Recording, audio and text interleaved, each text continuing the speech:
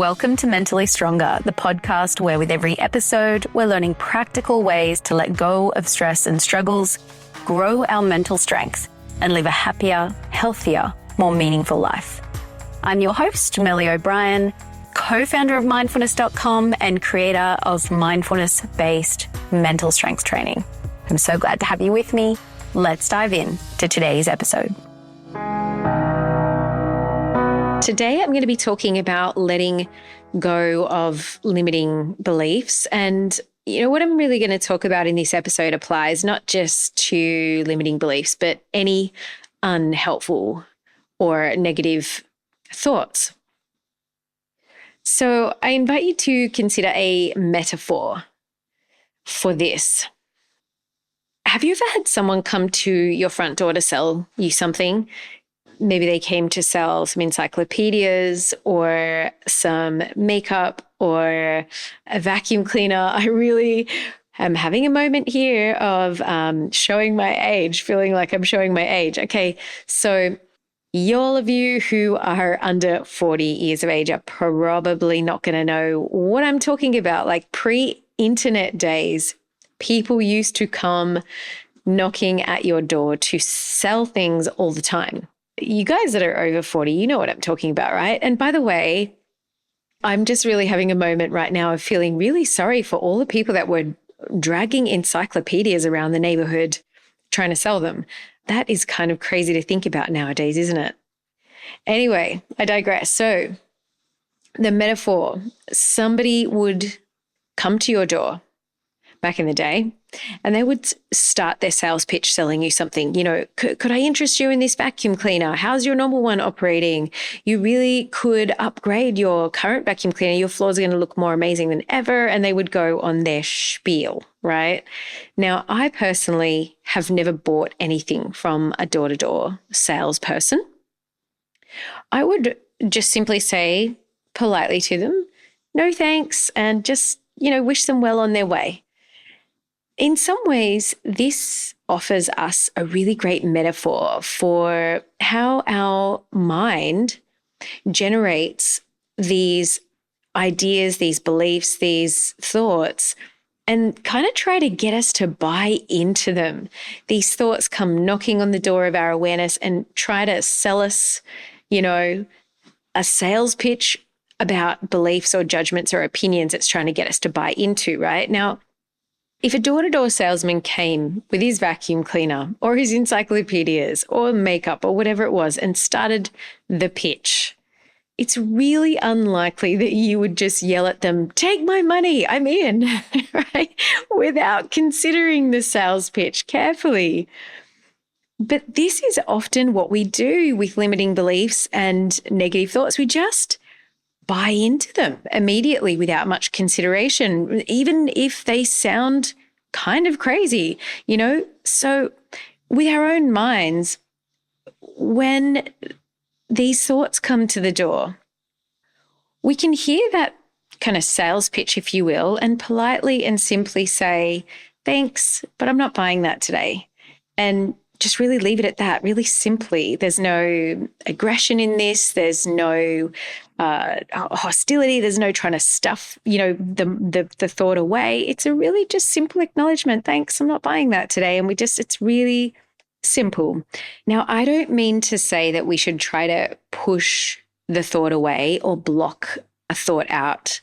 Not at all. What I'm saying is that we can just know that the human mind is a thought-generating machine. It just constantly chatters away in the background, making meanings out of things, making stories out of things, generating automatic judgments. It just kind of chats away in the background, pitching us all kinds of things it wants us to kind of buy into, but we don't have to buy into them. That is a choice that we do have.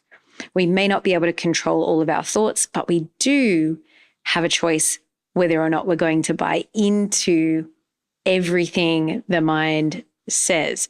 If we do buy into everything that the mind says, we are probably going to end up with the equivalent of a mental house full of junk and clutter that weighs us down and inevitably makes us suffer and causes stress. So often in life, we become really attached to the storylines that the mind is making up. We take them to be the truth, and they really pull us into emotional reactivities. Unfortunately, far too often, a lot of these storylines the mind is generating, these sales pitches, they just aren't helpful or useful. They're not the ones that make us calm and happy and at ease within our own skin. In fact, a lot of the storylines that we end up holding on to are often quite critical of ourselves and others. They tend to focus on what's not good enough, what's wrong, what's not wanted.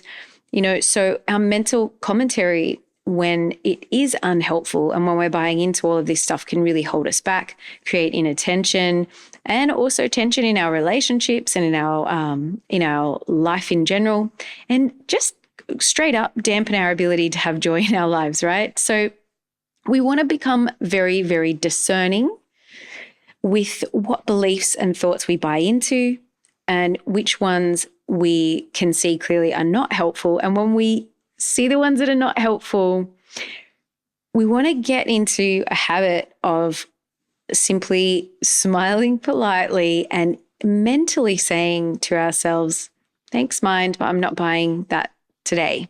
Right? So to be clear, we're not getting rid of thoughts here. We're simply not buying into them. By doing this, by acknowledging that we're having an unhelpful thought, simply by saying, thanks, mind, not buying that today, this really helps us to step back from our thoughts so we are less pulled around by them. They lose their grip on us. They lose our ability to pull us into emotional reactivity. They lose their power to drag us down, and we disidentify from them. So this is a really simple practice. Thanks, mind, not buying that today. I encourage you to really experiment with this, see what effects it has on your body, on your mind, on your life, see if it's helpful for you. If it's helpful, keep doing it. One last helpful tip. There are some thoughts that come to the door of our awareness that are really sticky and tricky. It's not so simple just to say, thanks, not buying that, because they really have a lot of charge. These charged thoughts can be a little bit more challenging. So if you're having a charged thought and you've kind of acknowledged it already, you've said, thanks, I'm not buying that, but you can really feel that it's kind of got you in its grip. A second step that you can take here is to question the thought mentally, kind of challenging it here, and that helps you to unhook or defuse it. So you can ask questions like one of the following. Is this thought actually true? Can I know absolutely for certain that this thought is true?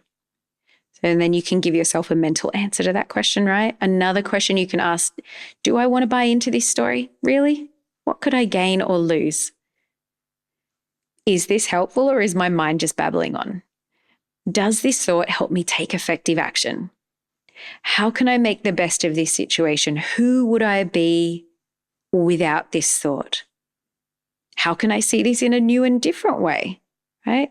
So these are questions that you can ask yourself that kind of inquire a little into the thought to help you to defuse it, unhook from it, and challenge it. So by asking ourselves questions like this, we can challenge unhelpful thoughts and beliefs, unhook from them, and then find more clarity of mind and a steady awareness again, right? It can take courage and humility to question our thoughts and to let go of certain storylines in the mind, but our willingness to do so will be equal to our feelings of inner strength, lightness, and freedom and peace of mind. So today and for the rest of this week, as you go about your days, just remembering you don't have to buy into everything the mind tries to sell you. It may be a convincing sales pitch, but if you don't find it useful and helpful for you, you can just say, thanks, mind, not buying that today.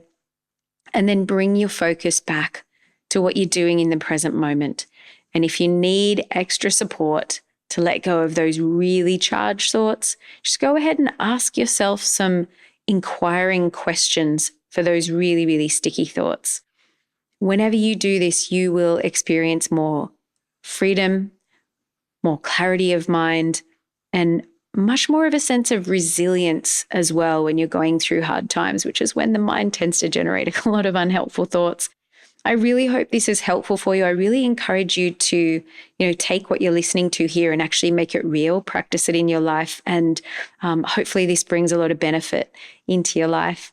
Thanks for listening, and thank you for your practice of being mentally stronger. It really is a gift that you give not only to yourself, but really to everyone you know and everyone you meet, and ultimately to the world. So till next time, take care and stay strong. If you know someone who you think might benefit from listening to this episode, share it with them. Sharing it could really help them to feel better and improve the quality of their life. And if you found this episode helpful, remember to subscribe to the podcast so that you can receive more tips on growing your mental strength. And if you'd like some more support in becoming mentally strong, come over to the website and check out the different coaching and training options I have on offer there for you. You can find the links for all of that in the show notes. And thanks again for tuning in. Take care and stay strong.